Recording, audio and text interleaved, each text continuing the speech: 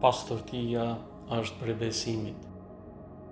Profeti Muhammed, paqja e bekimet Allahut qofshin mbi të dhe mbi familjen e tij, ka thënë: pastrohuni me çdo mjet që mundeni, sepse Allahu e ka ndërtuar Islamin mbi pastërtinë dhe në xhennet nuk hyn askush që nuk është i pastër.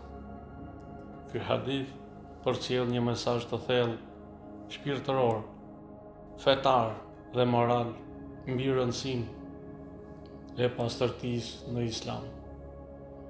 Në këtë hadith, profeti Muhammed sallallahu alaihi wa ali na mëson se pastërtia është themeli i fesë islame dhe pjesë e pandar e besimit. Islami nuk e sheh pastërtinë vetëm si higjenë trupore, por si një gjendje të brendshme dhe të jashtme që reflekton lidhjen e njeriut me Allahun. Besimtari duhet të jetë i pastër në trup, në rroba dhe në vendin e adhurimit. Kjo përfshin abdesin, guslin, larjen dhe kujdesin ndaj higjienës së përditshme. Në Islam është e rëndësishme pastrimi i zemrës nga mëkate, nga hipokrizia, nga xhelozia, nga urrejtja dhe nga qëllimet e këqija.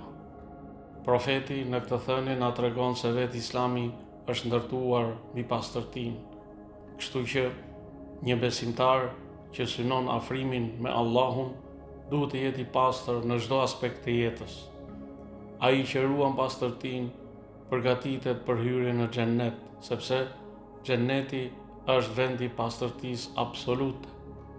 Ky hadith i profetit tonë të dashur na kujton se pastrimi trupor dhe shpirtëror është rrugë drejt pranimit të adhurimeve dhe hyrjes në xhennet. Ky hadith na nxit të jemi të pastër në trup, në fjalë, në mendime dhe në veprime, sepse pastërtia është shenjë e besimit të vërtetë.